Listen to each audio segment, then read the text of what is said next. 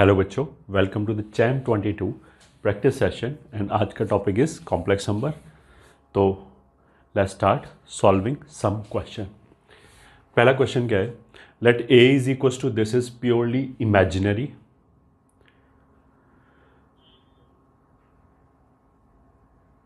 Then the sum of elements in a, then the sum of elements in a। मतलब उसने ये बोला क्या है कि ये जो बेसिकली थीटा है, ये जो बेसिकली थीटा है ये -π/2 से π/2 तक जा रहा है और ये जो नंबर है दिस इज प्योरली इमेजिनरी। तो 3 + 2 iota sine theta divided by 1 - 2 iota sine theta, ये प्योरली इमेजिनरी है। Z1/Z2 टाइप लिखा हुआ है, तो अगर 1/Z लिखा हो और उसको हमें ऊपर ले जाना हो तो बार लेके नीचे मॉड का स्क्वायर कर सकते हैं। तो पहले तो हम क्या किया, इसको ऊपर लेके गए, तो this is 2 + sine theta as it is, इसका bar 1 + 2 iota sine theta divided by इसके मैग्नीट्यूड का स्क्वायर 1 + 4 साइन स्क्वायर थीटा, ये हो जाएगा। अब अगर ये प्योरली इमेजिनरी है तो इसका रियल पार्ट 0 होना चाहिए। तो हमने देख लिया कि जो भी न्यूमरेटर में विदाउट आयोटा आ रहा है ये ठीक है। हम देखो, अगर ऑब्जेक्टिव क्वेश्चन है पहले तो आई शुड अवॉइड कि हम फालतू की कैलकुलेशन करें जिनकी ज़रूरत ही ना हो। एक तो हमें वो जरूर ध्यान देना है कि फालतू की कैलकुलेशन ना करें। तो जब इसने बोला कि प्योरली इमेजिनरी है, प्योरली इमेजिनरी का मतलब क्या है कि अल्फा आयोटा टाइप है, तो अल्फा में मेरे को इंटरेस्ट ही नहीं है चाहे वो कुछ भी हो। हमें तो ये देखना है कि जो इसका रियल पार्ट है वो 0 होना चाहिए। तो केवल रियल पार्ट कैलकुलेट किया, उसका होना क्या, विदाउट आयोटा। तो विदाउट आयोटा कैसे आएगा, जब इन दोनों को मल्टीप्लाई करेंगे 3 और जब इन दोनों को मल्टीप्लाई करेंगे -4 साइन स्क्वायर थीटा, ये 0 होना चाहिए बस। तो यहाँ से आ जाएगा sine theta is equal to ±√3/2 होना चाहिए।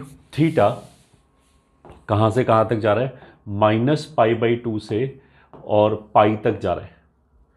तो इसमें तो √3/2 फर्स्ट क्वाड्रेंट में मिल जाएगा, π/3 सेकेंड क्वाड्रेंट में मिल जाएगा, एंड -√3/2 जो है वो फोर्थ क्वाड्रेंट में मिल जाएगा, दैट विल बी -π/3। तो इसने क्या बोला है, then the sum of elements in A is. तो अगर इन तीनों को हमने सम किया तो आंसर आ जाएगा 2π/3, that means answer will be D. तो हमारे पहले क्वेश्चन का आंसर कितना हो गया, D.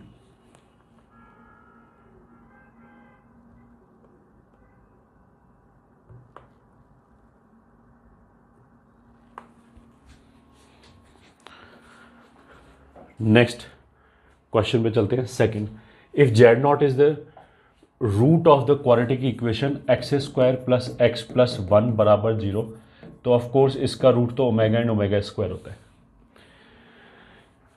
And if Z is equal to 3 + 6 iota Z0 raise to power 81 - 3 iota Z0 raise to power 93, तो Z0 को हम ओमेगा ही मान लेते हैं।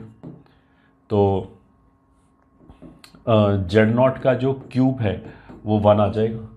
तो this is equal to 3 + 6 iota, ये Z0 की जो पावर है वो 3 का ही मल्टीपल है, तो इसको तो हम omega cube raise to power 27 लिख सकते हैं, -3 आयोटा, इसको भी हम omega cube raise to power 31 लिख सकते हैं। तो ये दोनों ही 1 1 हो गया। तो this is nothing but 3 + 6 iota -3 iota, that will B 3 + 3 iota. अब इसका आर्ग्यूमेंट पूछा है, तो ये तो 3,3 पॉइंट हो गया। 3,3 पॉइंट तो हमारा फर्स्ट क्वाड्रेंट में आ जाएगा 45 डिग्री पे, तो आर्ग्यूमेंट 45 ही हो जाएगा π/4। तो π/4 इज ए ऑप्शन। तो आंसर हमारा ए हो गया। Pretty easy question. Next question, let Z is equal to √3/2 + आयोटा/2 raise to power 5 plus √3/2 minus iota raise to power 2 raise to power 5 if RZ and this denote the real part and imaginary part. तो वो तो तुम देखो simply ऐसे देख सकते हो कि ये जो नंबर है ये कोई भी मान लिया नंबर W है, तो ये W रेज टू पावर 5 है और ये उसी का बार लिखा हुआ है W bar raise to power 5। और बार को हम ऐसे भी कर सकते हैं w रेज टू पावर 5 का बार, तो ऑफ कोर्स इसका इमेजिनरी पार्ट तो 0 होगा। मतलब ये जो नंबर है अगर ये a प्लस एयोटा बी आया तो उसका बार a माइनस एयोटा बी आएगा, तो एयोटा बी वाला पार्ट कैंसिल हो जाएगा, तो इमेजिनरी पार्ट तो शॉर्ट 0 है। तो a पार्ट उसने क्या बोल रखा है, imaginary part is equal to 0, तो a ही आंसर हो गया। आगे कुछ भी सॉल्व करने की जरूरत नहीं, ठीक है, अगर ये सिंगल चॉइस है। फिर भी अगर मेरे से पूछा जाए कि इसका रियल पार्ट क्या होगा, तो हम ये कर सकते हैं दिस इज, अगर w में w बार जोड़ा तो मतलब w रेशो बार 5 मत बोलो, इसी को w ही बोल दो, तो फिर ये पूरा w बार हो जाएगा।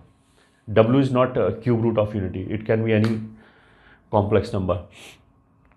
तो अगर इसमें इसी का रियल पार्ट जोड़ा, मान लीजिए एक्स प्लस एयोटा वाई है, ये एक्स माइनस एयोटा वाई है, तो 2x आएगा जोड़ने पे, मतलब इसके रियल पार्ट का ट्वाइस आ जाएगा, तो twice of real part of this. अच्छा ये कॉस हो गया, ये साइन हो गया, तो ये तो e raise to power iota pi by 6 हो जाएगा, whole raise to power 5 will be twice of real part of e raise to power iota 5 pi by 6। तो रियल पार्ट में तो कॉस आ जाएगा, तो 2 इंटू कॉस 5 पाई बाई 6, तो cos 5 pi by 6 आ जाएगा minus root 3 by 2, तो इसका real part आ जाएगा minus root 3।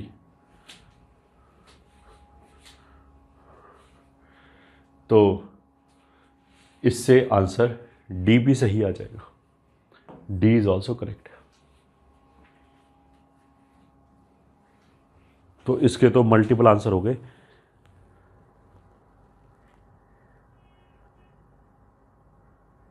A and D,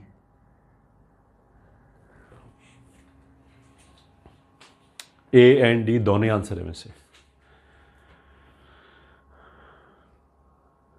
next question is -2 minus iota by 3 का क्यूब बराबर x plus iota y upon 27, where x and y are real number, ठीक है, then y minus X is equal to.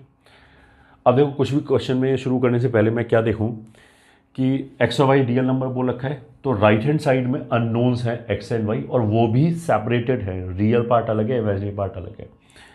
ये जो number है ये तो एक बहुत सिंपल सा नंबर है, मतलब इसमें कोई अननोन नहीं है।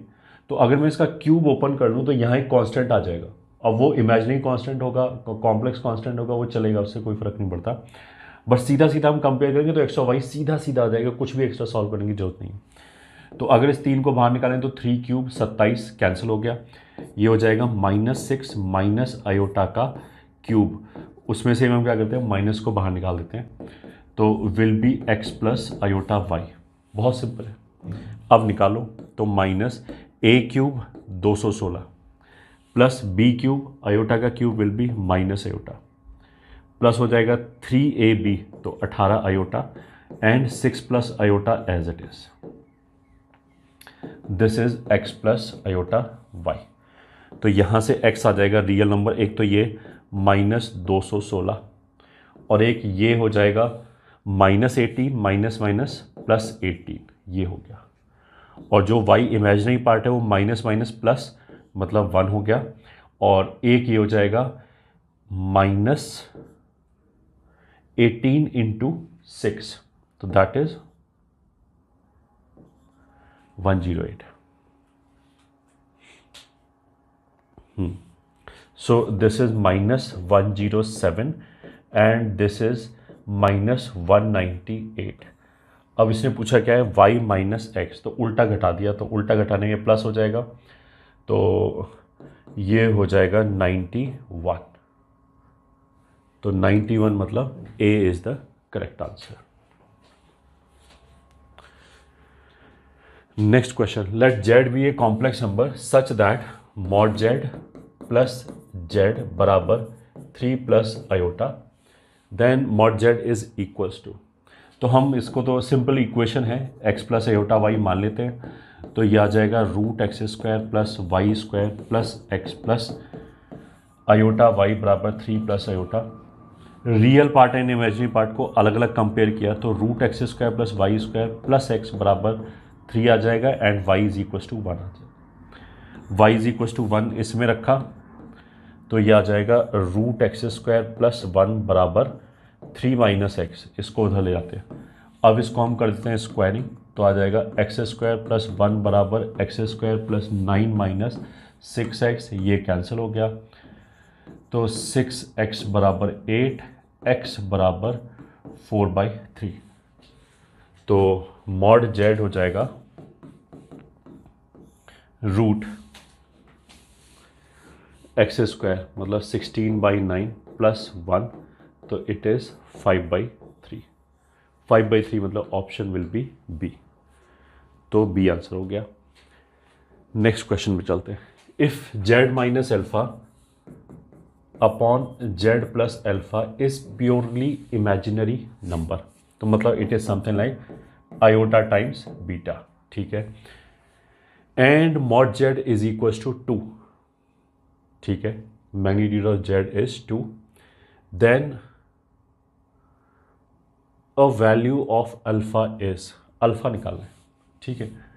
अच्छा, अल्फा इसने रियल बोल रखा है, ये भी ठीक है। मॉड जेड उसने 2 बोल रखा है, ठीक है, ये प्योरली इमेजिनरी है।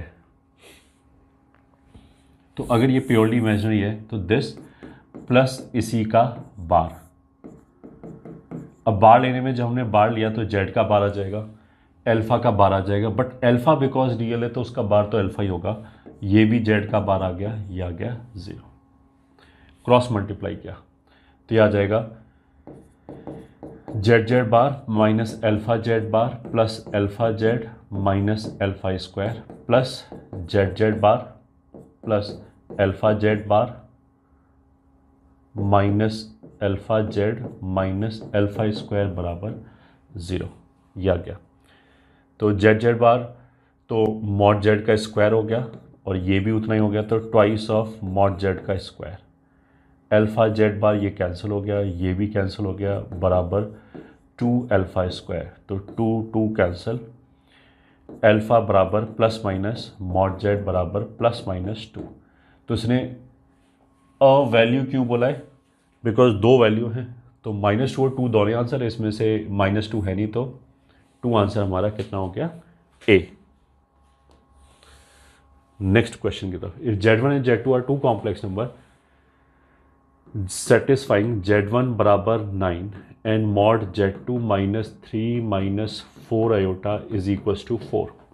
तो किसी भी क्वेश्चन में अगर हम ज्योमेट्रिकल इंटरप्रिटेशन निकाल सकते हैं तो हर क्वेश्चन को उस एंगल से एक बार जरूर सोच लिया, तो उससे क्या होगा कि हो सकता है हमारा क्वेश्चन बहुत जल्दी सॉल्व हो जाए। तो ऐसा नहीं कि हर क्वेश्चन में x प्लस आयोटा वाई करके चालू हो जाए।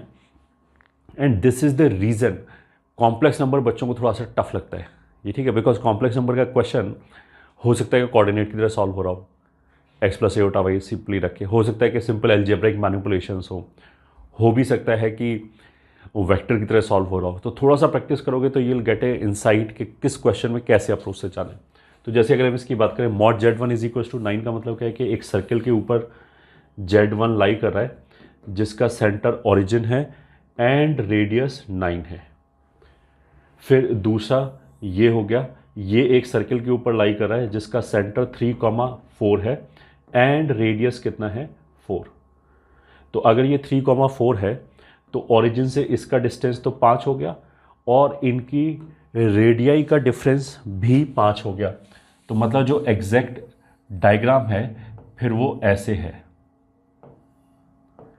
ये ओरिजिन बड़ा सर्कल हो गया जिसकी रेडियस 9 है, ये छोटा सर्कल हो गया 3,4 जिसका सेंटर है, रेडियस 4 है और ये डिस्टेंस कितना हो गया 5।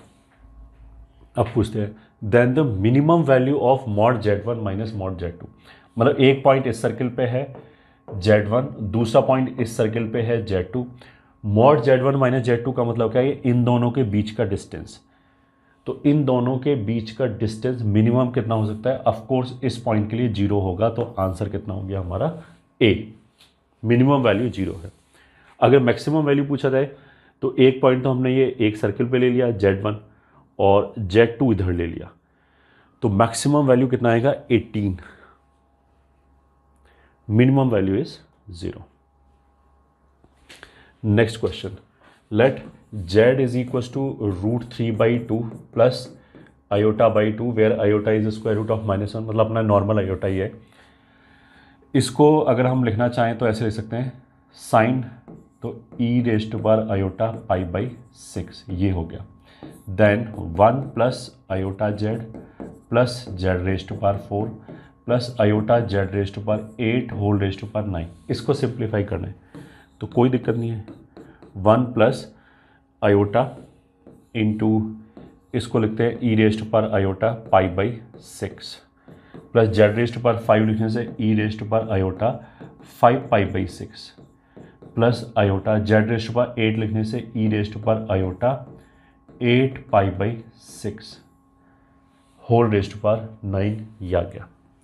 तो this is 1 plus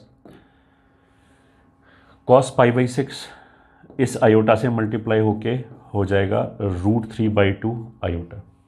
sign pi by 6 यहाँ पे आयोटा के साथ आएगा हाफ आयोटा और ये हो जाएगा -12। ये हो गया इसकी वैल्यू प्लस अब इसकी value cos 5 pi by 6 minus √3/2 plus sign 5 pi by 6 iota by 2 plus अब इसमें आते हैं, इसमें दो कैंसिल कर दिया तो 4 पाई बाई 3 मतलब पाई प्लस पाई बाई 3। तो ये कौन से क्वाड्रेंट में पहुंचा? थर्ड क्वाड्रेंट में। ठीक है, तो रियल पार्ट और इमेजिनरी पार्ट दोनों ही नेगेटिव होगा, तो इसकी अगर हम वैल्यू लिखें तो -12 माइनस √3/2 आयोटा आएगा। तो आयोटा से मल्टीप्लाई किया तो एक तो आ जाएगा minus iota by 2 and plus √3/2 whole raise to power 9 ये आएगा। आयोटा आयोटा -1 हो गया इसलिए माइनस प्लस हो गया। अब देख लेते हैं कौन कहाँ गया। आयोटा बाई 2 ये कैंसिल, माइनस √3/2 प्लस का कैंसिल, ये 1 माइनस हाफ हो गया half plus √3/2 iota whole raise to power 9।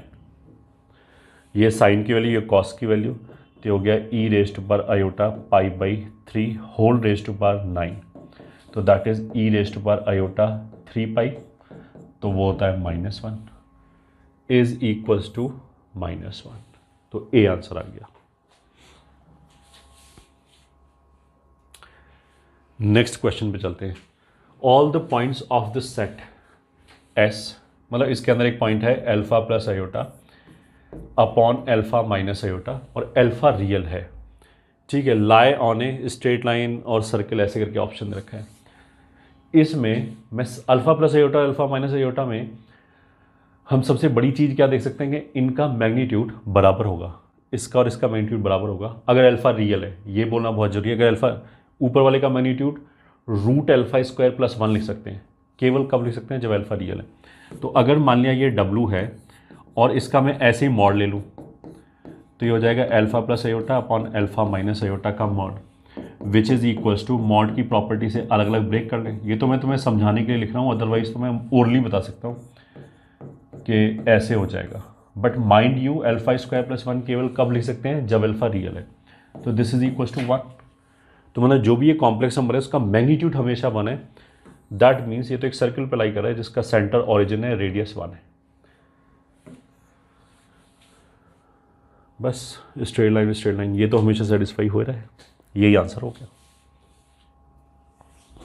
Next question, Z is a set of complex numbers such that mod Z is less than 1 and if W is equals to 5 + 3Z upon 5 - 5Z then आगे सब कुछ W के real part और imaginary part के बारे में बात चल रहा है। अगर मैं इसको यूज़ करना चाहता हूँ, ये गिवन इन्फॉर्मेशन है, this will give you an inequality. अगर हम इसको यूज़ करना चाहते हैं तो यहाँ से हमने Z निकाला, तो निकालो Z, क्रॉस मल्टीप्लाई करेंगे 5W, इसको इधर ले आए तो ये ऐसे आ जाएगा 5W - 5 बराबर Z को कॉमन लिया तो इधर से 3 आ जाएगा और इधर से +5W आ जाएगा। तो basically Z will B 5 times W - 1 upon 3 + 5W। तो मॉड Z अगर लेस देन 1 है तो दिस इम्प्लाइज अपॉन 3 + 5w का mod is again less than 1। तो इस 5 को हम नीचे ले जाके उधर ले जाते हैं, तो ये आ गया मॉड दिस 3/5 प्लस w। एक बार और लिख लेते हैं, w - 1 is less then w + 3/5। अब देखो, अगर इक्वालिटी लगी हो बराबर, तब तो वो रिप्रेजेंट करता है कर्व। कौन सा कर्व? w का डिस्टेंस 1 से एंड w का डिस्टेंस -3/2 से। तो 2 पॉइंट हो गया, एक 1 और एक -3/2 से बराबर है, तो उसका परपेंडिकुलर बाइसेक्टर आ जाता है अगर ये बराबर लगा है, अगर यहाँ बराबर होता। बट यहाँ पे इसने क्या बोला?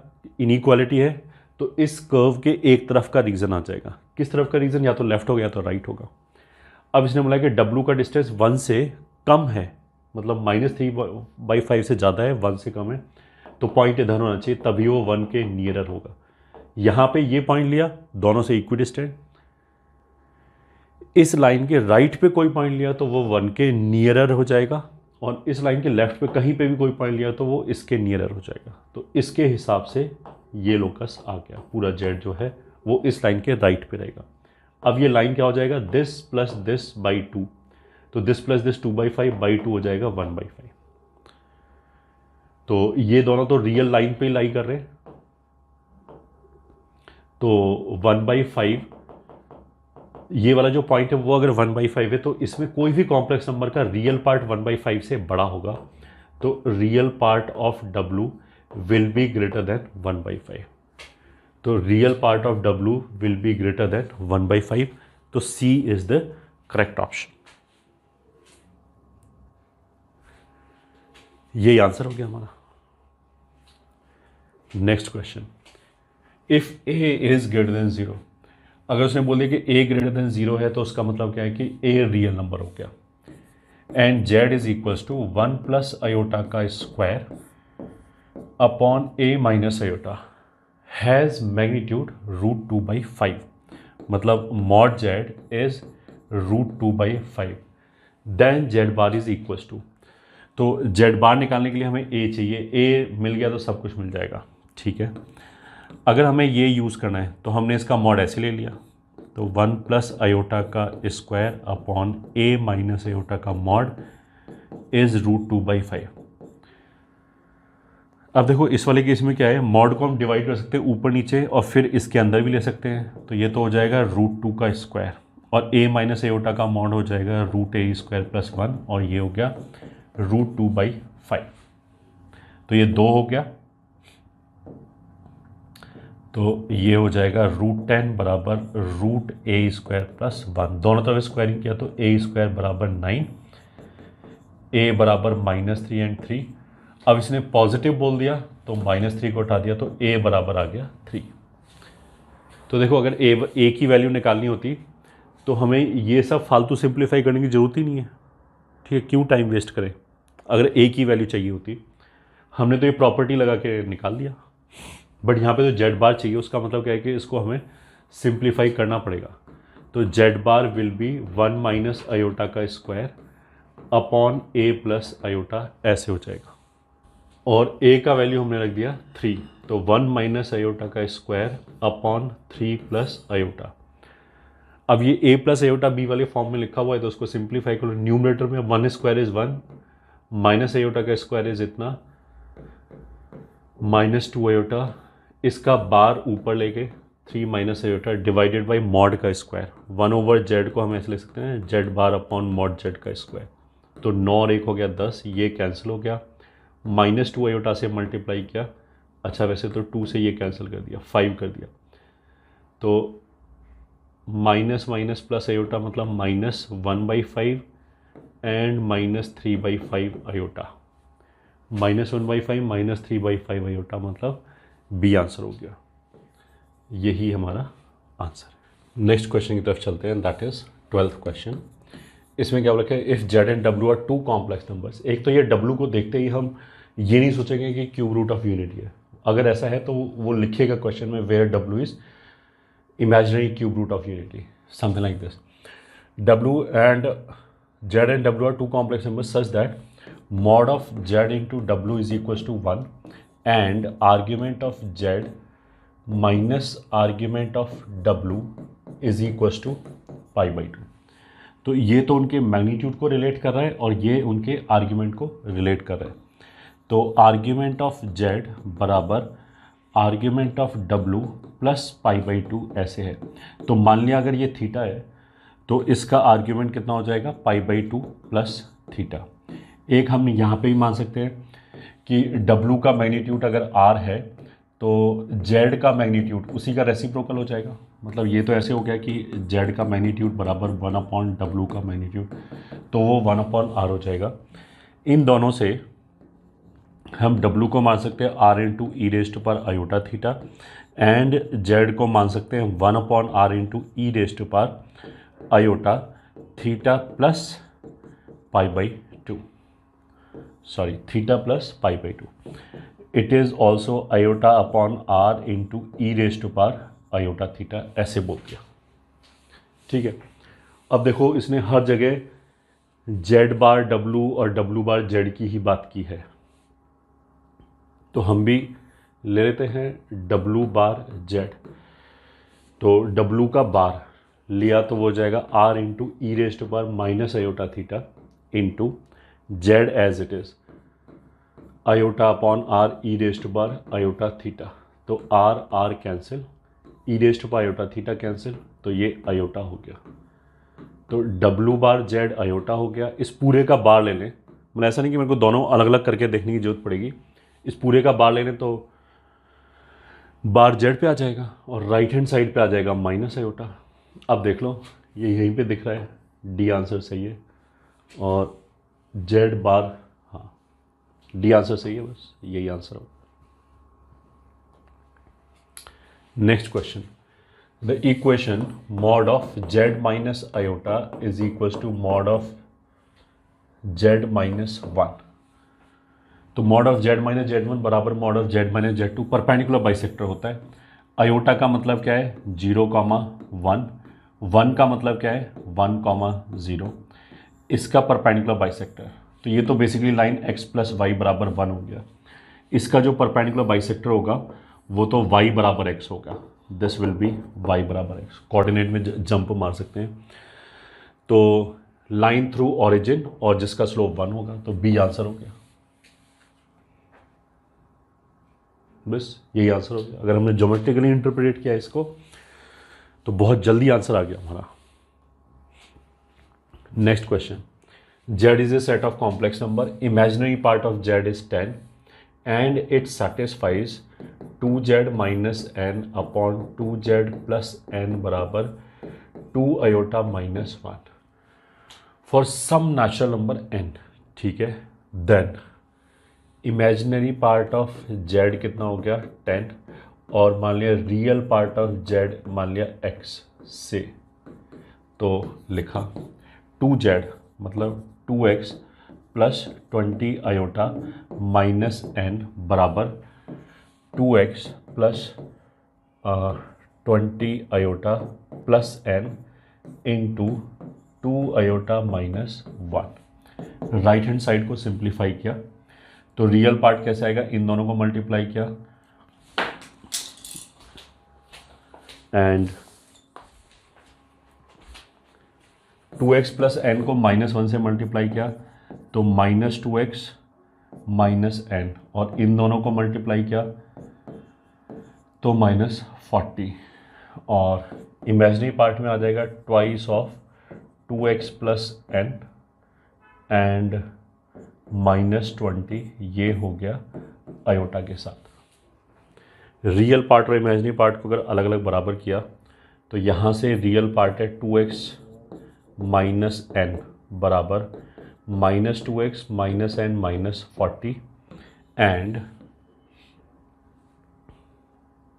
देखो एन कैंसिल हो गया तो यहाँ से वैसे x बराबर -10 आ गया। तो x बराबर -10 दो जगह पे, यहाँ पे और यहाँ पे, तो उसका मतलब क्या कि n भी निकालना पड़ेगा। तो अब इमेजिनरी पार्ट को इक्वल किया तो यहाँ से तो हो गया 20 और वहाँ से हो गया 4x प्लस 2n माइनस 20। तो इधर जाके ये हो गया 40 और माइनस 10 रखा तो ये माइनस 40 प्लस 2n, तो मतलब n बराबर 40 आ रहा है। तो उसका मतलब क्या है, C is the correct answer. तो ये भी एक सिंपल मैनिपुलेशन वाला क्वेश्चन था। Next question, the number of solutions of the equation z cube plus z bar बराबर 0। तो एक तो देखो हम इसको ऐसे कर सकते हैं कि जेड क्यूब बराबर माइनस जेड बार लिया, फिर दोनों तरफ मॉड लिया। वैसे तो जेड की जगह एक्स प्लस आयोटा वाई करके भी कर सकते हैं, उससे हमें लगेगा थोड़ा सा कॉम्प्लिकेटेड ना हो जाए, इसलिए पहले हमने ऐसे लिखा। तो मॉड जेड का क्यूब बराबर मॉड जेड, क्योंकि मॉड के अंदर माइनस खत्म हो जाएगा और जेड बार का मॉड और जेड का मॉड बराबर होता है। तो यहाँ से आ जाएगा मॉड जेड या तो 0 या फिर 1। प्लस माइनस 1 में ऑफकोर्स मॉड जेड -1 तो हो नहीं सकता। तो यहाँ से तो एक सोल्यूशन आ जाएगा जेड बराबर 0। इसको हमने ओरिजिनल इक्वेशन में रख के देखा। मॉड लेने का मतलब क्या है कि स्क्वायरिंग करने जैसा है, तो स्क्वायरिंग करने से एक्स्ट्रा सोल्यूशन आ सकता है, तो इसीलिए मॉड लेने से भी एक्स्ट्रा सोल्यूशन आ सकता है। तो उसको हमने वापस यहाँ पे रख के देखा तो ये सेटिस्फाई हो रहा है, उसका मतलब क्या है, दिस इज वैलिड। फिर केस 2, अगर मॉड जेड 1 है तो फिर जेड और जेड बार एक दूसरे का रेसिप्रोकल है, तो जो जेड बार होगा वो हो जाएगा 1/z। तो जो इक्वेशन होगा Z cube plus z bar बराबर 0, उसको हम ले सकते हैं जेड क्यूब प्लस 1/z बराबर 0। इसको हम ले सकते हैं Z raise to power 4 plus 1 बराबर 0। अब ये बेसिकली वो हो गया डिमोविस थ्योरम में जैसे हम सॉल्व करते हैं ना, Z raise to power n बराबर जेड नॉट को जैसे सॉल्व करते हैं, वैसे ही इस -1 को I can write down e raise to power iota pi, फिर हमने उसमें 2k पाई ऐड किया, फिर 4 उधर शिफ्ट कर दिया, तो यह आ जाएगा e raise to power iota pi by 2 plus k pi by 2, और k का वैल्यू हमने लिख लिया 0 1 2 3। तो z will be e raise to power iota pi by 2, फिर e raise to power k की वैल्यू 1 रखी तो पाई बाई 2 और पाई बाई 2,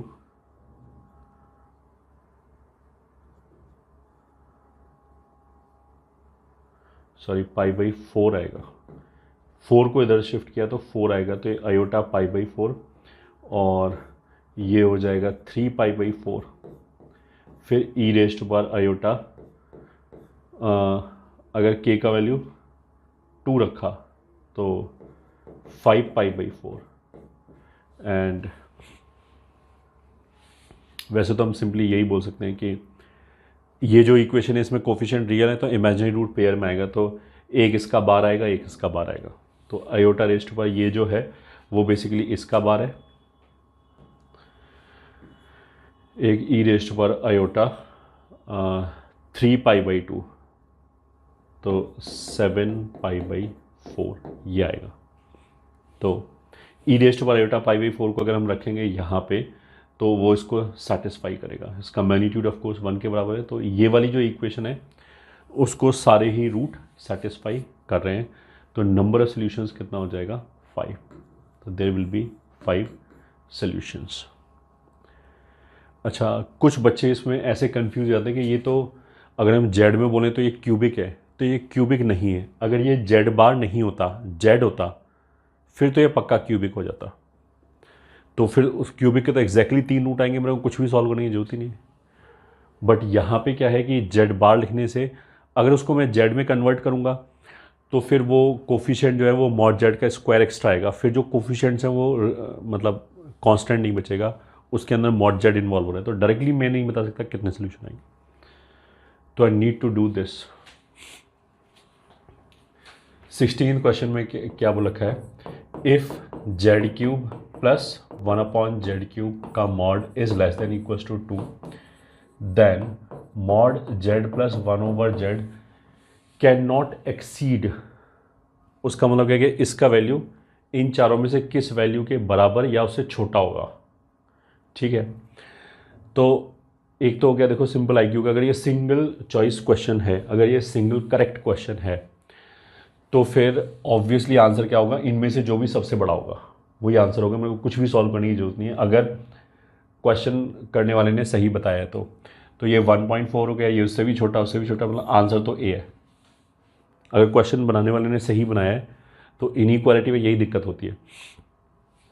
उसने बोला कि कैन नॉट एक्सीड, अगर मान लिया आंसर हमारा 1 होता है, उसने बोला कि 1 से बड़ा नहीं हो सकता, तो ऑफ कोर्स अगर कोई नंबर 1 से बड़ा नहीं हो सकता तो 2 से बड़ा भी नहीं हो सकता। फिर तो अगर बी आंसर है तो ए ऑटोमेटिकली आंसर होना चाहिए, बट अगर सिंगल करेक्ट है तो एक ही आंसर हो सकता है। तो ऐसे क्वेश्चन में तो सिंपली जो सबसे बड़ी वैल्यू वही आंसर होगा। तो इसलिए क्वेश्चन बनाने वाला मोस्ट वाली इस बात का ध्यान रखेगा, वो ऐसी गलती नहीं करेगा।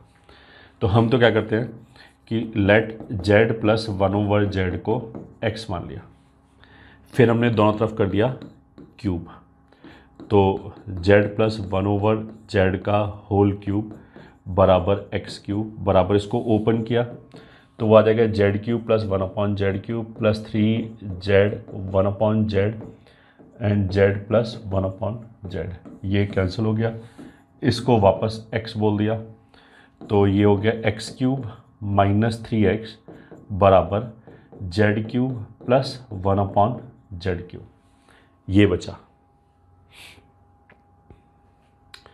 ठीक है, z हम बोल देते हैं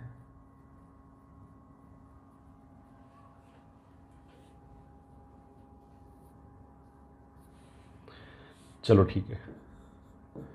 तो अब इसके बाद हमने दोनों तरफ ले लिया मॉड, तो ये आ जाएगा mod x cube minus 3x का मॉड बराबर z cube plus 1/z cube का mod which is less than और इक्वल्स टू 2। तो यहाँ से आ जाएगा mod x cube minus 3x का मॉड इज़ लेस देन और इक्वल्स टू 2। अब देखो ये थोड़ा सा ध्यान से देखना पड़ेगा, इनइक्वालिटी में साइन लगाते समय हम बहुत ध्यान से देखना पड़ता है, इज लेस देन और इक्वल्स टू 2।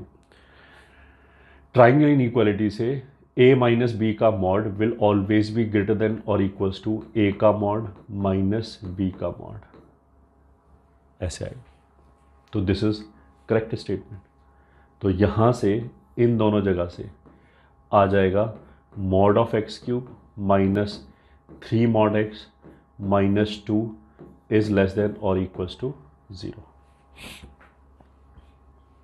अब इसमें 3, 2 और 1 देख के मेरे को कुछ फीलिंग आ जाएगी शायद इंटीग्रल रूट्स होगा, 1 रखेंगे नहीं सेटिस्फाई होगा, बट अगर मॉड एक्स की वैल्यू -1 रखेंगे तो ये सेटिस्फाई हो जाएगा। तो उसका मतलब क्या है कि इसका एक रूट तो हो गया -1, तो बाकी दूसरा रूट कितना हो जाएगा mod x cube sorry mod x square, यहाँ से मॉड एक्स स्क्वायर आ जाएगा, वो तो चाहिए नहीं, तो minus mod x minus 2 less than equals to 0। तो ये हो जाएगा मॉड एक्स प्लस 1, ये फिर दोबारा फैक्टराइज हो जाएगा, एक रूट आ जाएगा -1 और एक रूट आ जाएगा 2, तो लेस देन इक्वल्स टू 0 ये आ गया। अब मॉड तो का स्क्वायर तो लेस देन इक्वल्स टू 1 हो गई होगा, मतलब ये तो सॉरी पॉजिटिव हो गई होगा, इसको हटा दिया तो यहाँ से आ जाएगा ये तो पॉजिटिव है, इसको हटा दिया, is less than equals to 2, तो बस वही आंसर हो गया। तो वाकई आंसर कितना आ गया सेकेंड 2 सॉरी ए ऑप्शन। ये हो गया हमारा 16th क्वेश्चन। 17th क्वेश्चन में W is equals to cos pi by n plus iota sine pi by n. तो बहुत सिंपल है, इसको ऐसे लिख लिया, आयलर फॉर्म से ऐसे लिख लिया। Then the value of 1 plus W square plus and on W raise to power n minus 1। तो this is equals to GP है, GP का सम लिख लिया फर्स्ट टर्म, W मतलब 1 minus common ratio raise to power n upon 1 minus W, this is equals to 1 minus W कितना है e raise to power iota pi by n whole raise to power n upon 1 minus W, ये आ गया। So that is equals to n को ऊपर ले आए तो n कैंसिल हो जाएगा, 1 minus e raise to power iota pi upon 1 minus e raise to power iota pi by n, ये हो गया विच इज़ इक्वल्स टू, ये e raised to iota pi -1 हो गया, तो माइनस माइनस 2 हो गया, ये हो गया।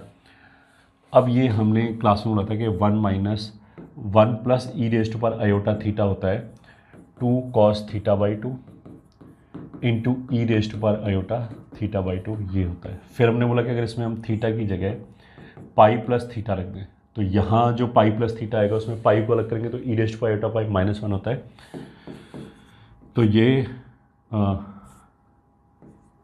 ये बन जाएगा। और राइट हैंड साइड पे π/2 प्लस θ/2 हो जाएगा minus sine θ/2 and e raised बार यहाँ थीटा की जगह आयोटा π/2 प्लस θ/2 ऐसे हो जाएगा। तो ये यहाँ पे रख दिया 2/-2 साइन θ/2 इंटू ई रेस्ट पर आयोटा π/2 प्लस θ/2, तो 2 से 2 कैंसिल, माइनस ई रेस्ट पर आयोटा π/2 1/आयोटा साइन θ/2, ई रेस्ट पर आयोटा π/2 को अलग कर दिया, वो आयोटा होता है, ई रेस्ट पर आयोटा को ऊपर ले गए माइनस θ/2, ये हो गया। So this is equals to minus, और डिनोमिनेटर में आयोटा को न्यूमरेटर में आयोटा लिख सकते हैं अपॉन साइन θ/2। ऐसे कैसे लिख दिया, कुछ भी नहीं, -1 को आयोटा स्क्वायर लिखो, -1 को आयोटा स्क्वायर लिखो, एक आयोटा कैंसिल कर दिया तो ऊपर आयोटा बच गया, और ये हो जाएगा cos θ/2 माइनस आयोटा साइन θ/2, तो sine θ/2 cancel and minus iota, और ये हो जाएगा 1, और दूसरा हो जाएगा प्लस कॉट θ/2 टाइम्स आयोटा, ये हो गया। तो 1 प्लस कॉट θ/2, और थीटा हमने किसको बोला था π/n, तो this is 1 plus cot π/2n times iota, तो 1 प्लस आयोटा कॉट π/2n, तो C is the correct answer. ये हो गया हमारा आंसर। Next question, for any complex number z the minimum value of mod z plus mod z minus 2 iota. Mod z का मतलब क्या है कि z का ओरिजिन से डिस्टेंस,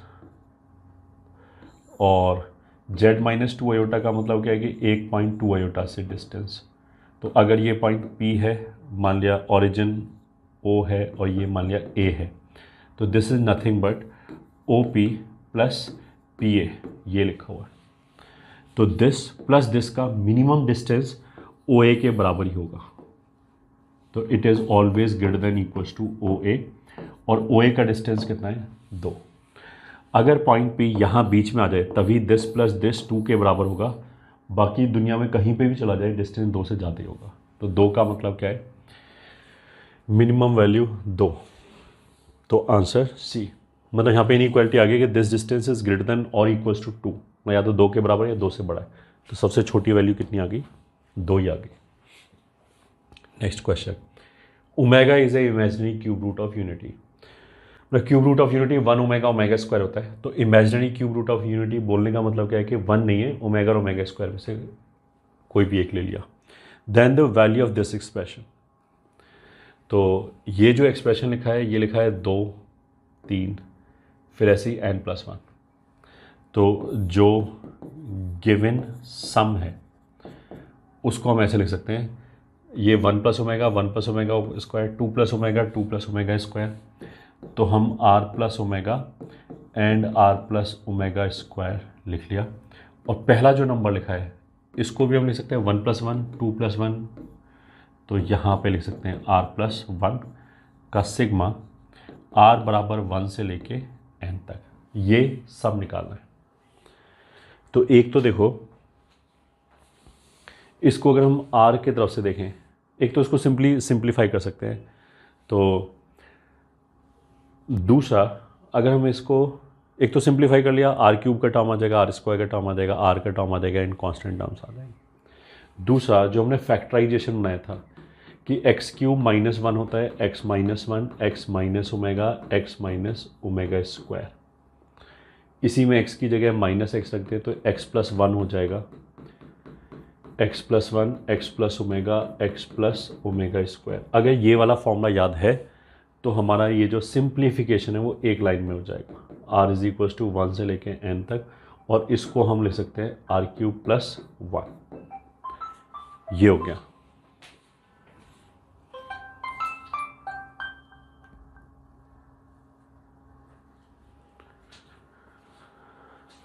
अब सिग्मा r क्यूब हो जाएगा n प्लस 1 बाई 2 का होल स्क्वायर, और 1 का सिग्मा हो जाएगा सिंपली n। तो ये हो जाएगा 1/4 n स्क्वायर n प्लस 1 का स्क्वायर प्लस n। तो दैट इज ए आंसर। अगर इसको सिंप्लीफाई करोगे, मल्टीप्लाई वगैरह करोगे, तो यू विल फाइंड कि r स्क्वायर के साथ 0 आ जाएगा, r के साथ 0 आ जाएगा, r क्यूब के साथ 1 आ जाएगा, और कांस्टेंट टर्म भी 1 आ जाएगा। अगर फॉर्मूला याद है तो वो हमारी कैलकुलेशन बच गई, अदरवाइज डायरेक्टली भी कैलकुलेट कर सकते हैं।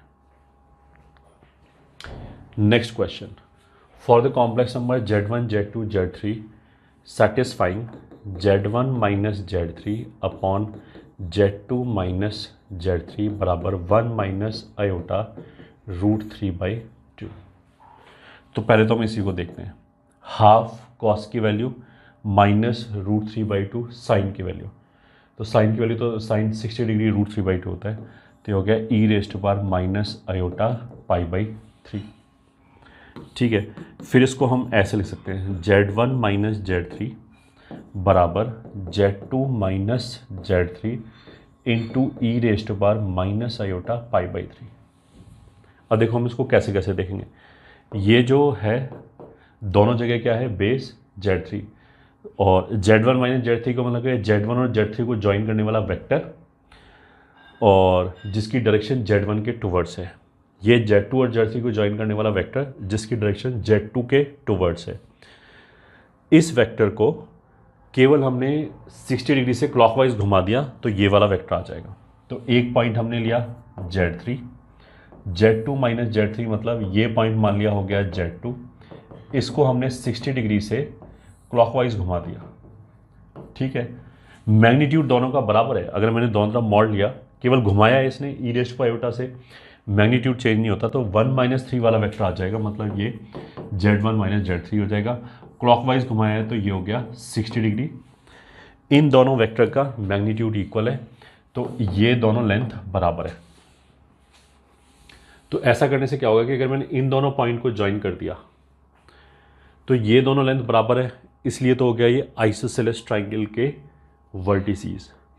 और इस बीच का एंगल 60 डिग्री है, तो फिर तीनों ही लेंथ बराबर हो जाएंगी, फिर तो ये भी इक्वल हो जाएगा, इसलिए ये हो गया इक्विलेटरल ट्राइंगल।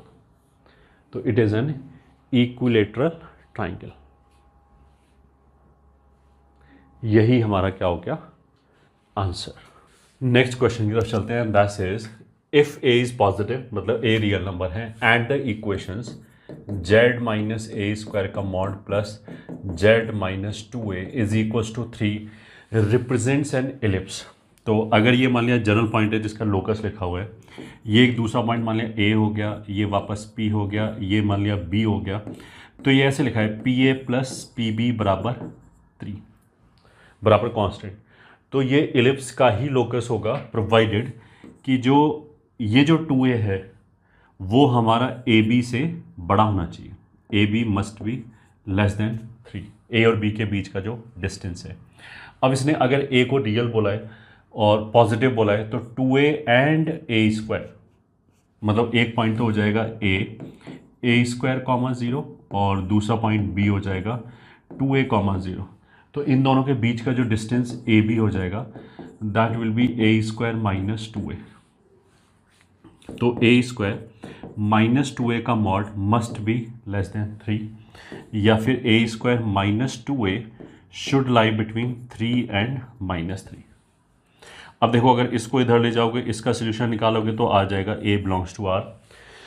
-3 को इधर ले जाओगे तो a square minus 2a plus 3 आएगा, जिसका d नेगेटिव है, तो ये क्वाड्रेटिक हमेशा पॉजिटिव होगा। तो अल्टीमेटली मेरे को केवल ये सॉल्व करना है, that is a square minus 2a minus 3 less than 0, quadratic less than 0, between the roots, तो a plus one, a minus three less than zero, तो a belongs to minus one to three. अब इसने बोला है कि a positive है, a greater than zero, तो a इसलिए 0 से 3 तक आ जाएगा। तो a अगर 0 से 3 तक आ रहा है तो उसका मतलब क्या, C is the correct answer. Next question, if Z1 and Z2 are two complex numbers such that mod of Z1 minus Z2 का mod is equals to Z1 plus Z2 का मॉड, देन ये ठीक है। फिर Z1 और Z2 के बीच में कुछ रिलेशन दे रखा है कि Z2 बराबर K Z1 है, या Z1 Z2 बराबर है, या फिर Z2 बराबर I K Z1 है, इस तरह की चीज़ होगी। इसको हम ऐसा ही बोल सकते हैं कि तीनों में, पहले तीनों ऑप्शंस में A B C में अगर मैं Z1 अपॉन Z2 निकाल दूं तो इसमें Z1 अपॉन Z2 वन दे रखा है, इसमें इसने बोला है कि Z1 अपॉन Z2 रियल है, इसमें इसने बोला है कि Z1 upon Z2 purely imaginary है। तो Z1 अपॉन Z2 या Z2 अपॉन Z1 जो भी बोलना चाहो, उससे मेरे को मतलब है, उसी से आंसर आ जाएगा। तो हमने क्या किया, दोनों तरफ मॉड Z2 से डिवाइड कर दिया, तो ये आ जाएगा Z1 minus Z2 minus one बराबर Z1 upon Z2 plus one. तो अगर Z1 अपॉन Z2 को हम P बोले और ये A बोले A, तो फिर ये P हो गया और ये हो गया B। तो ये तो ऐसे लिखा है PA बराबर PB। उसका मतलब क्या है कि जो P है वो परपेंडिकुलर बाइसेक्टर पे लाई करेगा -1 एंड 1। -1 एंड 1 का जो परपेंडिकुलर बाइसेक्टर है वो तो इमेजिनरी एक्सिस ही हो जाएगी, वाई एक्सिस ही हो जाएगी। तो यहाँ पे मतलब पॉइंट P आ गया। उसका मतलब क्या है कि पॉइंट P का अगर ये इमेजिनरी एक्सिस पे लाई कर रहा है तो इसका मतलब क्या है कि P, मतलब वैसे तो P का लोकस आ गया ये एक स्ट्रेट लाइन, ठीक है, P का लोकस एक स्ट्रेट लाइन है। कौन सी स्ट्रेट लाइन है, इमेजिनरी एक्सिस। इमेजिनरी एक्सिस पे जो भी नंबर होगा वो प्योरली इमेजिनरी होगा। तो P lies on imaginary axis, that implies P is purely imaginary, that implies कि जो Z1 अपॉन Z2 है वो iota times some real number lambda ऐसे हो जाएगा। तो उसका मतलब क्या है कि बी ऑप्शन करेक्ट है। इसी में Z2 upon Z1 purely imaginary है। Next question, that says if theta is a real number, ठीक है, theta is real and Z1 Z2 are connected by Z1 square plus Z2 square plus 2 Z1 Z2 cos theta बराबर 0, then the triangle with 0 Z1 and Z2 is, ठीक है। इसको हम क्या कर सकते हैं कि हमने इसको Z2 के स्क्वायर से डिवाइड किया, तो ये आ गया Z1 अपॉन Z2 का होल स्क्वायर, फिर इसको लिख लिया 2 cos theta Z1 upon Z2 plus 1 बराबर 0। अब इसको हमने एज ए क्वाड्रेटिक सॉल्व किया तो याद आएगा Z1 upon Z2 is equal to minus b plus minus root over b square 4 cos square theta minus 4AC upon 2A। तो ये 2 4 कैंसिल हो गया, cos square theta -1 minus sine square theta हो जाएगा। तो उसमें साइन स्क्वायर थीटा को अगर हम बाहर निकालें तो ऐसे आ जाएगा minus cos theta plus minus root के अंदर जो -1 आएगा उसको हम लिख लेते हैं आयोटा। तो ये आ गया को minus cos theta plus minus iota sine theta, ये आ गया। अब इसको हम ऐसे बोल सकते हैं चाहो तो कॉस ऐसे लिख लिया π/2 प्लस थीटा, सॉरी, या फिर कॉस पाई माइनस थीटा लिख लिया easy sorry plus minus iota sine pi minus theta. तो this is nothing but e⁻² plus minus iota pi minus theta. तो यहाँ से देखो Z1 कितना आ जाएगा, Z2 into e⁻² plus minus iota alpha मान लिया, कोई भी एंगल हो गया, पाई माइनस थीटा तो अल्टीमेटली एक एंगल ही होगा, रियल एंगल होगा। तो यहाँ से हमें ये पता लगता है कि अगर हमने ओरिजिन से Z1 को ज्वाइन किया या Z2 को ज्वाइन किया तो एक तो उनका मैग्नीट्यूड बराबर होगा। Z2 को हमने प्लस माइनस ई रेस्ट बाय आयोटा अल्फा से मल्टीप्लाई किया है तो वो इधर भी रोटेट हो सकता है, इधर भी रोटेट हो सकता है, डिपेंडिंग अपॉन कि अल्फा पॉजिटिव है नेगेटिव है। तो जो दो ऑप्शन है उसमें एक बार क्लॉकवाइज होगा, एक बार एंटी क्लॉकवाइज होगा, उससे कोई फर्क नहीं पड़ता, अल्टीमेटली डायग्राम तो कुछ ऐसे ही बनेगा। तो केवल अगर हमने रोटेट किया है तो उसका मतलब क्या है कि इन दोनों की लेंथ बराबर है। तो उसका मतलब क्या है, ये रियल एक्सिस हो गया, ये इमेजिनरी एक्सिस हो गया। ये जो ट्राइंगल बनेगा जिसके वर्टिसेस 0, Z1 एंड Z2 हैं वो आइसोसेलेस तो पक्का होगा। और बाई चांस अल्फा 60 डिग्री हो जाए तो वो इक्विलेटरल भी हो सकता है, और 90 डिग्री हो जाए बाई चांस तो वो राइट एंगल भी हो सकता है, बट आइसोसेलेस तो हर हालत में होगा। तो इसलिए आंसर हमारा कितना हो गया, सी, यही करेक्ट आंसर है। Next question is Z minus 4/Z का मॉड बराबर 2, then the greatest value of mod Z। ठीक है, मॉड Z मतलब Z के मैग्नीट्यूड का मेरे को अल्टीमेटली वैल्यू चाहिए और एक इक्वेशन दे रखा है। तो देखो, एक तो हम Z को R इंटू ई रेस्ट पर आयोटा थीटा मान सकते हैं। अब इसके पीछे लॉजिक क्या है कि मेरे को R के रिलेशन, R में एक रिलेशन चाहिए अल्टीमेटली। तो हमने जो दो वेरिएबल R और थीटा उनको अलग अलग कर दिया। वैसे तो हम Z को x प्लस आयोटा y भी मान सकते हैं, बट उसमें फिर क्या होगा कि जो मॉड Z होगा उसमें x और y दोनों ही इन्वॉल्व होगा। तो पहले हमने, हमारे दिमाग में यह है कि मेरे को एक क्वांटिटी चाहिए। अगर वो क्वेश्चन में रियल पार्ट की बात कर रहा होता कि real part is this and that, तो फिर हम x प्लस आयोटा y मानते, फिर x और y अलग हो जाते, फिर हमें x से मतलब होता। This is a primary line of thinking, this may और may not work again, will see. तो इसको उठा के हमने रखा, तो हो गया R इंटू ई रेस्ट पर iota theta minus 4/R into e raised पर minus iota theta is equal to 2। इसका अगर हम रियल पार्ट निकालेंगे तो वो हो जाएगा यहाँ से R कॉस थीटा, और यहाँ से ये हो जाएगा cos theta minus iota sine theta. तो R minus 4/R cos theta, ये इसका रियल पार्ट हो गया, और इमेजिनरी पार्ट हो जाएगा R साइन थीटा, और यहाँ से माइनस माइनस प्लस 4/R का whole square sine square theta. ये मैग्नीट्यूड का स्क्वायर हो गया, इसको दोनों तरफ स्क्वायरिंग कर दिया तो राइट हैंड साइड पे आ गया 4। अब देखो, आर स्क्वायर के साथ cos square theta, R square के साथ साइन स्क्वायर थीटा, तो R square plus 16/R square के साथ cos square theta, and 16/R square के साथ साइन स्क्वायर थीटा, वो भी 1 हो गया, माइनस 8 कॉस स्क्वायर थीटा, यहाँ पे आएगा plus 8 cos square theta, sorry sine square theta, तो कॉस का माइनस साइन स्क्वायर हो गया कॉस 2 थीटा, दैट इज 4। तो इसको अब हमने ऐसे लिख लिया, R square plus 16/R square plus हम क्या करते हैं 8 और जोड़ लेते हैं इसमें परफेक्ट स्क्वायर बनाने के लिए,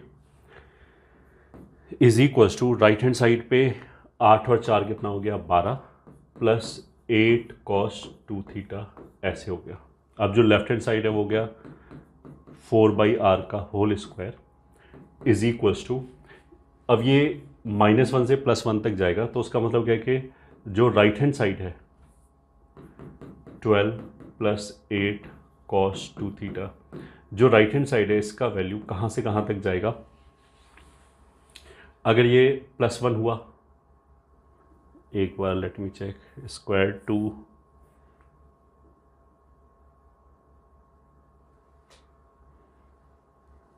हाँ ठीक है, अगर ये +1 हुआ तो 12 8 20 तक जाएगा, -1 जाएंगे तो 4 से लेके 20 तक, मतलब R प्लस 4/R का whole square will lie between 4 and 20।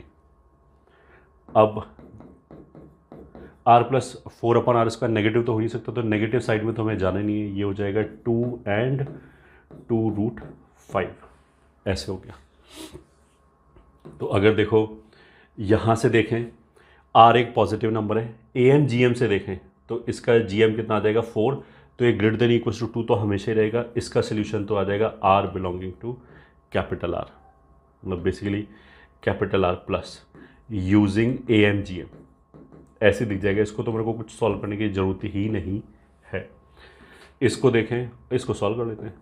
तो R स्क्वायर माइनस 2√5R +4 लेस देन और इक्वल्स टू 0। यहाँ से आ जाएगा r belongs to between the roots, तो 2√5 माइनस √b², तो ये आ जाएगा 20 माइनस 4ac, तो 16 4/2a ये आ जाएगा। और यहाँ आ जाएगा 2√5 माइनस √4/2, तो मतलब हमारा r आ जाएगा, दो कैंसिल किया, √5 माइनस 1 से √5 प्लस 1 तक। तो ऐसा लिखने से क्या होगा, बेसिकली मिनिमम और मैक्सिमम वैल्यू दोनों एक साथ आ गई। तो इसने ग्रेटेस्ट वैल्यू पूछा है, तो ये हमारा हो जाएगा √5 + 1। वो होगा कब, जहाँ जब यहाँ पे इक्वलिटी आए, यहाँ पे इक्वलिटी आई, यहाँ पे इक्वलिटी आई, यहाँ पे इक्वलिटी आई। इससे तो ये आया, बट ये वाला वैल्यू तो इसी इक्वालिटी से आ रहा है। और ये 20 कब होगा, जब cos 2 थीटा 1 के बराबर हो जाए। तो क्या cos 2 थीटा 1 के बराबर हो सकता है? बिल्कुल हो सकता है। उसका मतलब क्या है कि दिस वैल्यू इज़ ऑब्टेनेबल। हम करस्पॉन्डिंग जेड भी निकाल सकते हैं कि किस जेड के लिए ऐसा हो रहा होगा, क्योंकि आर तो यहाँ से आ जाएगा और थीटा यहाँ से आ जाएगा। cos 2 थीटा की वैल्यू 1, थीटा आगे आर आ गया तो पूरा जेड बन जाएगा। Alternatively you can also try, ठीक है, ट्राइंगल इनइक्वालिटी। मतलब अगर ऐसे लिखा है z -4/mod z is equals to 2, तो हम एक ट्राइंगल इनइक्वालिटी ये भी ट्राई कर सकते हैं कि एक बार तो हमने बीच में प्लस ले लिया, तो mod z + 4/mod z ये will be greater than equals to z -4/z which is 2। तो ये आ गया mod z + 4/mod z is greater than equals to 2। तो यहाँ से तो बेसिकली कुछ निकलेगा नहीं, तुम देख सकते हो कि AMGM से दिस इज ऑलवेज ट्रू, ठीक है। ऑल्टरनेट की बात करें, दिस इज ऑलवेज ट्रू, तो यहाँ से तो कुछ जेड के ऊपर कोई रिलेशन आया नहीं। फिर दूसरी वाली इनइक्वालिटी लिख ली कि mod z -4/mod z का mod will be less than और इक्वल्स टू z -4/z का मॉड विच इज 2। मतलब ऐसे आ गया mod z -4/mod z का mod is less than equals to 2। अब अगर मॉड हटाओगे तो ऐसे आ जाएगा mod z -4/mod z lies between 2 and -2। ये बेसिकली ऑल्टरनेट सोल्यूशन है। यहाँ से सॉल्व करके देख लो, तो यहाँ से भी एक रेंज आ जाएगी। बस जब भी हम इनइक्वालिटी से करके देखते हैं, तो जैसे अभी हमने बोला था ना कि यहाँ पे इक्वालिटी पॉसिबल है क्योंकि cos 2 थीटा की वैल्यू 1 होनी चाहिए, वैसे हमें इसमें और चेक करना पड़ेगा कि ये दोनों इक्वल जब होगा कि ये दोनों इक्वल कब होगा। ये जैसे पहला नंबर है, ये दूसरा नंबर है, हमने इसमें से घटा के मॉड लिया और दोनों मैग्नीट्यूड वाइज घट गए, तो मतलब सेम डायरेक्शन होना चाहिए। तो z and 4/z same direction में आना चाहिए। तो जो इसका आर्ग्यूमेंट है थीटा, वही इसका आर्ग्यूमेंट होना चाहिए। अगर वो पॉसिबल है किसी z के लिए, तो ये इक्वालिटी होल्ड कर जाएगा। That you can see if n is greater then 1, then roots of the equation z + 1 raised to power n is equals to z raised to power n lies on ellipse, straight line, ये सब है। तो एक तो देखो इसका बड़ा smart solution है मेथड 1। वो तो हमने क्या किया, मान लिया इसका late a root is z0, मान लिया। वैसे तो इसके टोटल n-1 रूट्स होगा, क्योंकि अगर इसको हम ओपन करेंगे n डिग्री का पॉलिनोमियल आएगा, तो उसमें z⁻n कैंसिल हो जाएगा। तो ये n-1 डिग्री का पॉलिनोमियल है, तो n-1 डिग्री का पॉलिनोमियल तो n-1 रूट होगा। उसमें से एक रूट मान लिया हमने, कोई भी z0 है, रूट है तो सेटिस्फाई करेगा, तो ये ट्रू होना चाहिए। अगर ये दोनों कॉम्प्लेक्स नंबर बराबर हैं तो इनका मॉड भी बराबर होना चाहिए। तो वहाँ से आ जाएगा z0 + 1 का मॉड बराबर z0 raised to power mod. पहले इस पूरे पे मॉड लिया, फिर मॉड की प्रॉपर्टी से n बाहर चला गया, ऐसे इस पूरे पे मॉड लिया, n बाहर चला गया। फिर ये जो मॉड है ये तो पॉजिटिव ही होगा, तो दोनों तरफ से हमने n हटा दिया, तो कोई दिक्कत नहीं, यहाँ तक ये आ गया। ये तो परपेंडिकुलर बाइसेक्टर हो गया। इसका मतलब तो ये हो गया कि अगर ये रियल एक्सिस है, इमेजिनरी एक्सिस है, z0 का डिस्टेंस 0 से एंड z0 का डिस्टेंस -1 से इक्वल है, तो ये तो -½ वाले पे कहीं रूट लाई कर रहा होगा। मतलब इस लाइन पे लाई कर रहा है। अगर इस लाइन पे लाई कर रहा है तो जेड नॉट में कोई खासियत तो है नहीं। ये तो हमने क्या बोला कि उन n-1 में से कोई भी रूट उठा लिया और वो रूट इसको सेटिस्फाई कर रहा है कि रियल पार्ट -½ होगा पक्का। तो ये बात तो सभी रूट्स के लिए सही है, तो सारे ही रूट्स इसी लाइन पे आएंगे ऑफ कोर्स। तो इसलिए जो लोकस होगा वो क्या हो जाएगा, स्ट्रेट लाइन, यह आ जाएगा। इसी को थोड़ा सा कॉम्प्लिकेटेड वे में करने का तरीका क्या है कि z+1n बराबर ऐसे लिखा है, तो हमने z⁻n से डिवाइड कर लिया, n बराबर 1। अब ये हमने nth रूट्स ऑफ यूनिटी लिखा, आगे अंदर कुछ भी हो। अच्छा, ऑफकोर्स z⁻n से अगर मैंने डिवाइड किया तो z 0 नहीं हो सकता, तो समथिंग n अगर 1 है तो वो जो समथिंग है वो nth रूट्स ऑफ यूनिटी हो गया, और वो कितना हो जाएगा e⁻²r⁴n। ये होता है nth रूट्स ऑफ यूनिटी, जिसमें r का वैल्यू 0, 1, 2 ये सब होता है। बट 0 रखने पे क्या होगा कि ये 1 हो जाएगा, 1, 1 कैंसिल हो जाएगा, 1/z 0 हो जाएगा। तो वो रूट तो हो नहीं सकता, 1/z 0 थोड़ा ना हो सकता है। z होना तो फाइनाइट रूट चाहिए।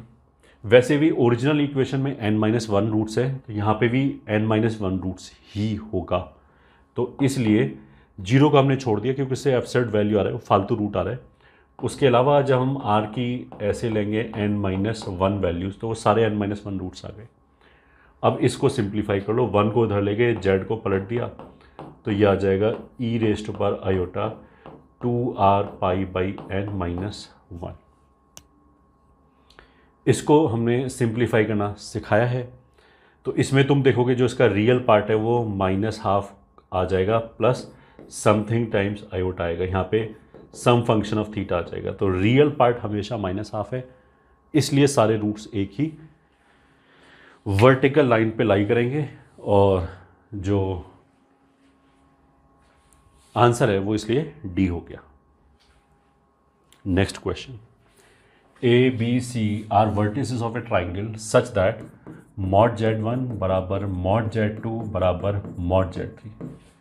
तो ये तीनों जो पॉइंट है वो ओरिजिन से इक्वी डिस्टेंट है। mod z1 क्या हो गया, ओरिजिन से डिस्टेंस, ओरिजिन से इक्वी डिस्टेंस है, तो दिस इंप्लाइज ओरिजिन इज सर्कमसेंटर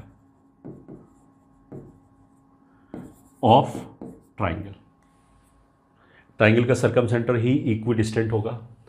फिर आगे पढ़ा, then orthocentre of the triangle is, ठीक है। तो हम ऐसे कर लेते हैं, ये हो गया सर्कमसेंटर जो ओरिजिन है, ये हो गया सेंट्रॉइड, ये हो गया ऑर्थो सेंटर, 2:1 की रेशो होगा, ये हो जाएगा सिग्मा z1/3। तो h मतलब ऐसे लिखते हैं ZH × 1 + 2 × 0/3 बराबर ये सेक्शन फॉर्मूला लगा दिया /3, तो ये कैंसिल हो गया। तो ऑर्थो सेंटर हो जाएगा Z1 + Z2 + Z3,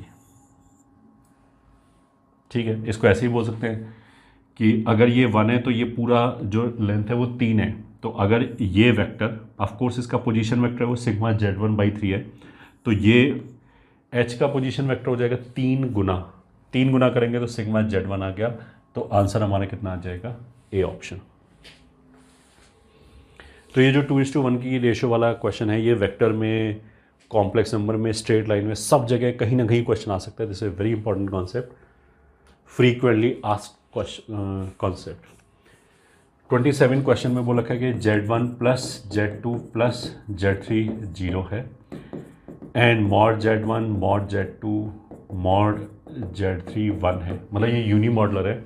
uni modeller से क्या हो जाएगा कि ZI bar will be 1/ZI, I बराबर 1, 2, 3 के लिए, मतलब Z1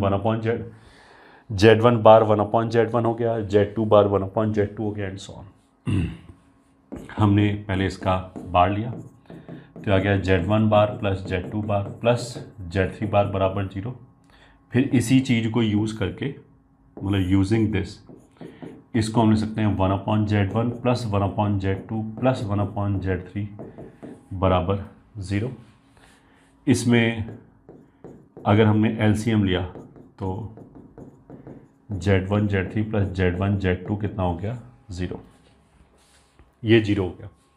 अब हमें चाहिए क्या, Z1 square plus Z2 square plus Z3 square चाहिए, तो हमने इसको कर दिया स्क्वायरिंग। तो लेफ्ट हैंड साइड पे आ जाएगा sigma Z1 square plus 2 sigma Z1 Z2 बराबर 0। इसको यहाँ रखा तो यहाँ से आ जाएगा सिग्मा Z1 स्क्वायर बराबर 0।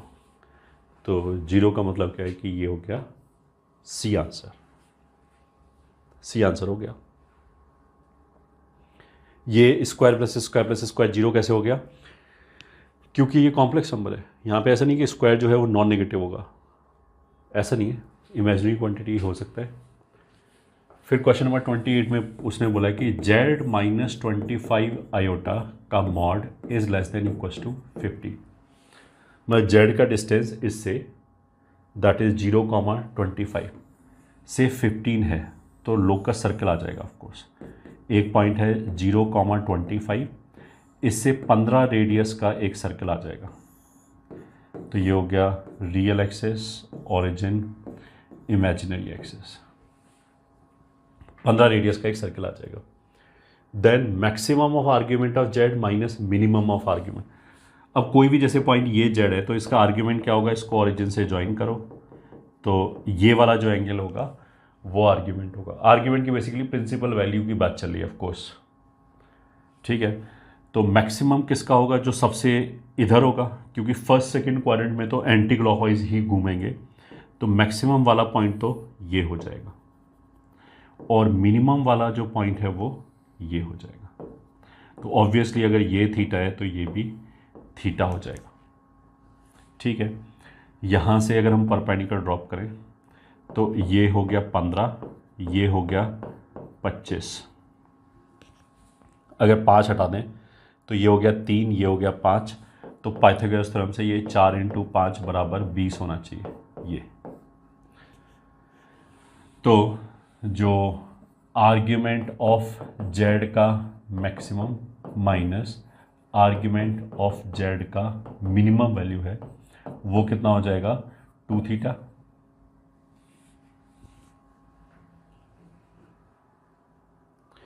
बेसिकली 2 थीटा हम इसको ऐसे बोल सकते हैं कि इन दोनों के बीच में एंगल 2 थीटा है। अदरवाइज तो हम ऐसे लिखेंगे कि ये हो गया पाई माइनस थीटा, मतलब इसको हम ऐसे बोलते हैं ये जो मैक्सिमम है ये हो गया पाई माइनस थीटा, और अगर थीटा है तो इधर से 90 माइनस थीटा, तो पाई बाई 2 माइनस थीटा,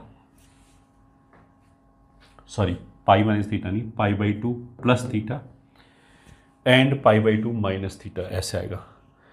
ये वाला जो एंगल है ये एक आर्ग्यूमेंट हो गया और दूसरा आर्ग्यूमेंट ये हो गया। तो इसके लिए तो हमने क्या किया 90 तक गए, फिर उसमें थीटा जोड़ दिया। इसके लिए हम 90 में से थीटा घटा दिया तो ये आएगा। तो जब इन दोनों का डिफरेंस निकालेंगे तो 2 थीटा ही आएगा। तो दैट इज ट्वाइस ऑफ। अब ये ट्राइंगल आ गया। अगर आंसर देखो तो सब कुछ कॉस के टर्म्स में लिखा है, ये वैसे साइन के टर्म्स में लिखा है। कॉस बोले तो बेस अपॉन ये, तो this will be cos inverse 20/25। 4 cancel कर दें तो 2 कॉस इनवर्स 4/5।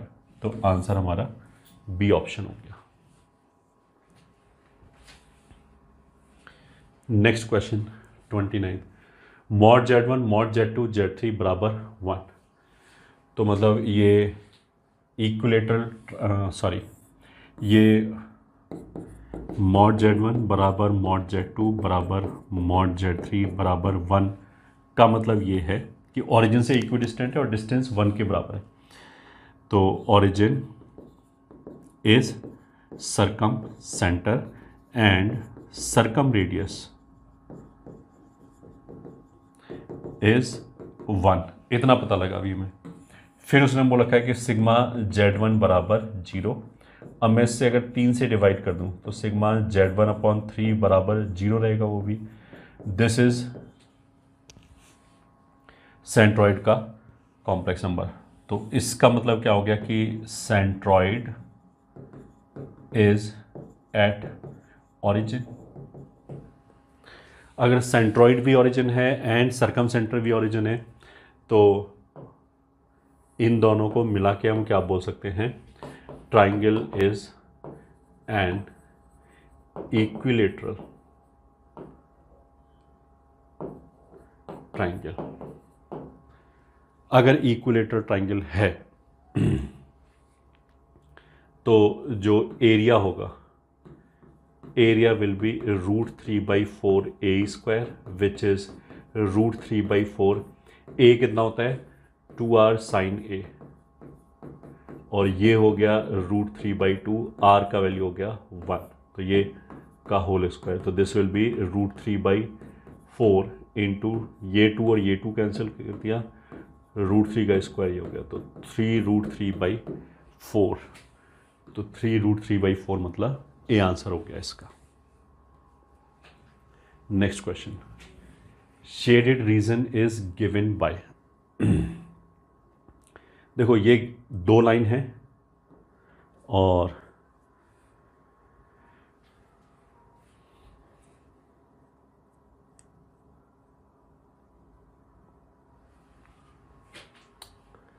और इसको हम देखो, ये मतलब ये सर्कुलर आर्क होगा, उसी तरीके से दिखा रखा है। तो ये डिस्टेंस कितना हो गया 6, और यहाँ से लेके यहाँ तक का डिस्टेंस कितना हो जाएगा, अगर हम 2 घटाएंगे तो ये जो पूरा वेक्टर है, ये वेक्टर ये हो जाएगा 3 + 3√2 आयोटा। तो इसका लेंथ जो है वो भी 6 हो जाएगा। तो मतलब एक सर्कल है, तो अगर मैंने मान लिया 2 रे के बीच में इसको बाउंड किया एरिया को, तो वहाँ से तो इस तरह की चीज़ आ जाएगी कि आर्ग्यूमेंट ऑफ जेड बराबर 0, वो तो इस रे का इक्वेशन हो जाएगा, सॉरी मतलब -2 से स्टार्ट कर रहा है, तो आर्ग्यूमेंट ऑफ जेड +2 बराबर 0, ये तो इस लाइन का इक्वेशन हो गया। और इस लाइन का इक्वेशन ये कितने एंगल पे जा रहा है वो हमें देखना पड़ेगा। अच्छा, वो कहाँ से निकल आएगा,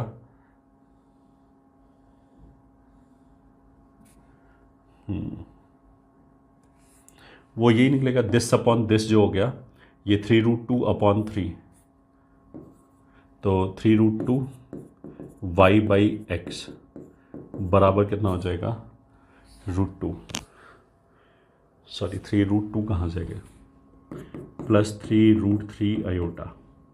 तो ये √3 आ गया, तो उसका मतलब क्या है कि ये हो गया हमारा 60 डिग्री y/x से। अब ठीक है, तो ये वाली जो लाइन है वो हो जाएगी आर्ग्यूमेंट ऑफ z +2 बराबर 60 डिग्री। तो इसके बीच का जो रीज़न है वो आ जाएगा argument of z +2 lies between 0 and π/3। तो अब देखो इनमें 0 एंड π/3 वाला यही ऑप्शन बचता है, बट केवल इतना लिखने से तो ये सारे पॉइंट भी आ जाएंगे। तो अब हमें सर्कल के बाहर भी रखना है, तो सर्कल क्या है, मॉड z +2 और रेडियस कितनी है 6 is greater than equals to 6। तो वो आ गया mod z +2 is greater than equals to 6। Greater than करने से सर्कल के बाहर और इन 2 लाइन के बीच में फिर ये एरिया बचा, इसलिए आंसर हमारा कितना हो जाएगा B।